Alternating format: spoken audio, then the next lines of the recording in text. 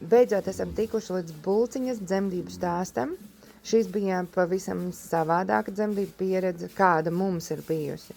Jo Salamī dzemdībām tuvojoties un kontrakcijām paliekot spēcīgākām, iedzina sev reālā stresā. Parastā sistēma ir tāda, ka mēs vērojam no istabiņas kamerās, tad, kad viss jau ir, var teikt, gatavs, ārā jau ir pūslīts ar kājām, tad mēs ejam uz turienu un skatāmies, ko notiek. Un, jā.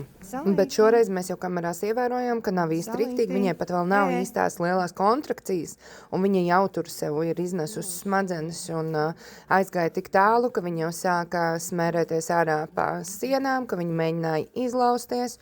Un tad mēs sapratām, ka kaut kas ir jāmēģina darīt lietas labā. Jo skaidrs ir tas, ka viņa nesaprot, kāpēc viņai sāp, un viņa pieņēmusi lēmumu, ka viņa no šīm sāpēm grib aizmukt. Un ar šausmām bija jau jāsāk domāt, kas tad būs, kad būs tās lielās kontrakcijas. Šeit tagad iet video jau no skaistās, ļoti visskaistākās dzemdību pieredzes daļas, jo mēs vienkārši sēdējām pie viņas, mēs visus bijām sakonektējušās. To es jums pastāstīšu. No sliktās daļas man video vairāk nav, jo parasti tad, kad ir sliktā daļa, ir adrenalīns, ir jārisina situācija, un, protams, ka tur nav līdz filmēšanai vispārībā. Jo mēs jau sapratām to, ka Salamī ir no sāpēm aizstaigātāji, jo 2 iepriekšējās dienas, kad viņai bija salīdzinoši vieglas kontrakcijas un tā kā lai saka, diskomforts kaut kāds, un viņa jau vienkārši gāja nenormāli lielā ātrumā pa aploku perimetru un bija gatava doties tur, kur acis rāda, un tas jau bija pie minimālā salīdzinoši kaut kāda diskomforta un sāpju līmeņa. Un tagad bija tā, kad viņa katrai, pusstundai ejot, tur palika arvien dramatiskāk. Šādu scenāriju tieši salītiem es vispār nebiju iedomājusies, un tad man atausa visādi stāsti, kā ir, kad jaunām ķēvēm, ka viņām sāp, viņas nesaprot, no kurienes tas sāps nāk, un kad var būt tā, ka tas kumeļš nāk ārā, kad viņas tagad sabīstās, ka tur kaut kas ir ārā, plus sāp, ka viņas var izsmērēt viņu pret boksa sienām, un kumeliņš vairs nav, vai kas, vai kā šo risināt, ka viņas jau paliek bīstamas gan cilvēkam, gan sev. Un, tad, kad viņa jau bija sev novedusi līdz tādam līmenim stresam, kad tas sāka palikt bīstami, mēs sapratām, ka vienkārši ir jāiejaucās. Es sākumā viņai uzliku apaušus, gribi staigāt, tad ejam kontrolēti pa to boksu, tā kā veidu viņu pie rokas, bet viņa bija tādā stāvoklī, kad viņa reāli tā kā buldozers gāja šķūrēji, kad viņa vispār nebija. Tas nebija variants. Tad mēs izdomājām, jāpamēģina kaut kādas mazās komandiņas, ko viņa zina. Tur neizpildi vienalga, ka tu kaut ko viņai paprasi, viņa kaut ko izdara vai neizdara, bet jebkurā gadījumā un iedod, pieņemsim kārumiņu. Mēs sagriezām burkānus ripiņās un vēl to katru ripiņu 4 daļiņās, viņš ir maziņš kriksīts, jo viņa bija tādā, pusagonijas stāvoklī, ka bija bail, ka viņa kaut ko paķerot vienkārši neaizrijās. Un ne jau tāpēc, ka viņa gribēja ēst kārumus, bet tas ir vienkārši refleks iestrādājies. Kad tev dod, tu paņem. Un tad, mēs mēģinām kaut kādu laiku ar tām komandām un ar to kārumiņu novērst kaut vai uz sekundes 100 to prātu, no tā, ka viņi tur mēģina evakuēties. Un tad jau tas arī vairāk nestrādāja. Es reāli jau sāku domāt jau par dažādiem arī vardarbīgākiem paņēmieniem, kā viņu varētu savaldīt, ja viss ir slikti un ja viņi krīt galējā panikā. Un paliek bīstamā arī sev un kumeliņam. Situācija bija tiešām dramatiska. Un zinot, kāds bija atrisinājums? Vienkārši sēdēt pie zemes, pie viņas un elpot. Es zinu, ka tas varbūt izklausās pilnīgi crazy, bet jūs zinājāt, ka zirgs var noskanēt elpošanas frekvences, sirdsritmu cilvēkam un visu pārējo. Un tad, ja tu vienkārši stāvi un viņu tur striķī, tas nedarbojās. Jo viņai bija tik milzīgs tas satraukums, ka viņa vienkārši ķūrēja nost ar krūtīm. Bet tas, ka tu notupies pie zemes, sēdi pa vidu un elpo vienkārši, bez vārdiem, bez nekā. Un ceri par to, ka tev nenonesīs vienkārši un nesabradās, tad, ka viņi tur riņķo šurpu turpu. Bet, lai cik tas neliktos neticami, es arī nezināju, ka tā var. Tas ir pilnīgi jauna kaut kāda dzemdību pieredze, ka tā arī varēja.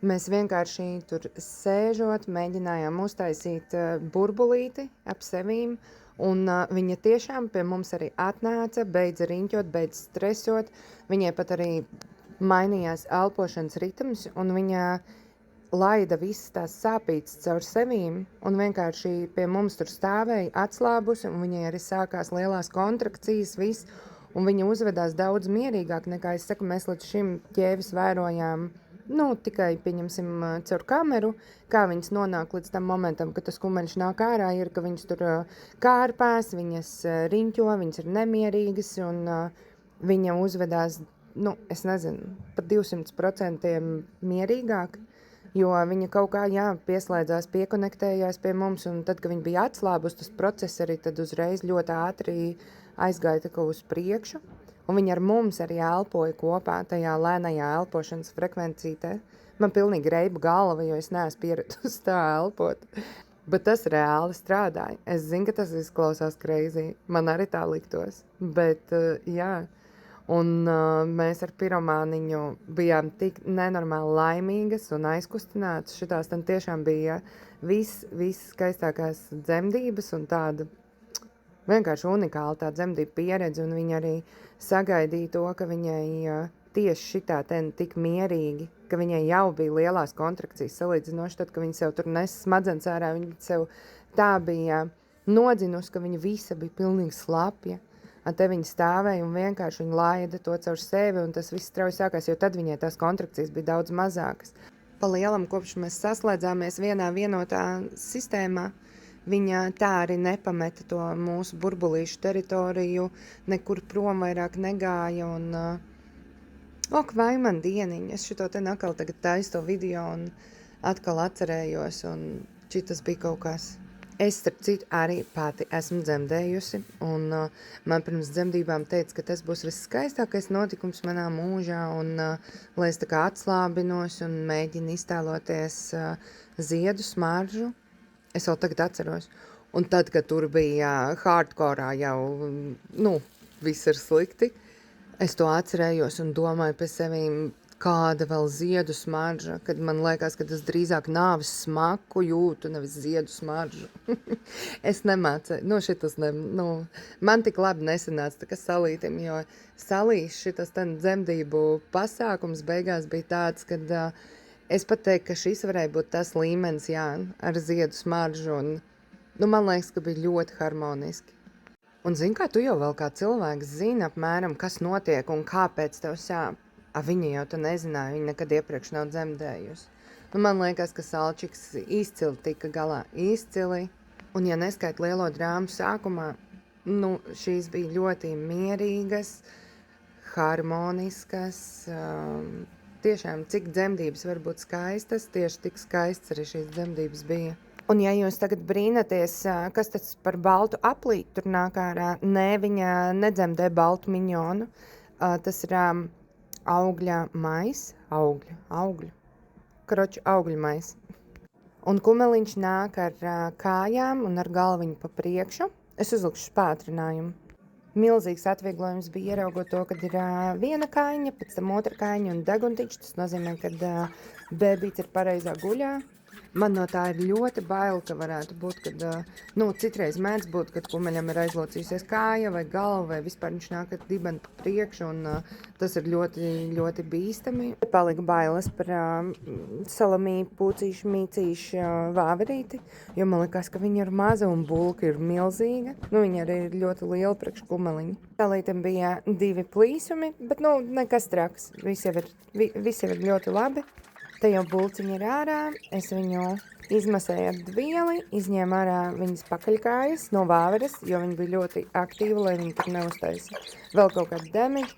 Piromāns pa to laiku savāca visu to šlagu, kas tur ir pie zemes, jo mēs parasti uzreiz visu savācam un iztīram, tad, kad tas kumeļš sāk migrēt, mācīties celties vai kas, lai viņam nav tur jāvarē ar degunu pa priekšu, kā tas parasti notiek. Bet ja neskait, ka viņa paķēra paniku un nesaprata, kad ir sākušās dzemdības, tikko kā viņa ieraudzīja bērniņu, viņai tā tas instinkts vienkārši vienā sekundē. Viņa visu zināja, kas jādara un visu darīja perfekti. Un starp citu, kas vēl interesanti runājot par ģenētiku, Salamī savai mammai piedzima.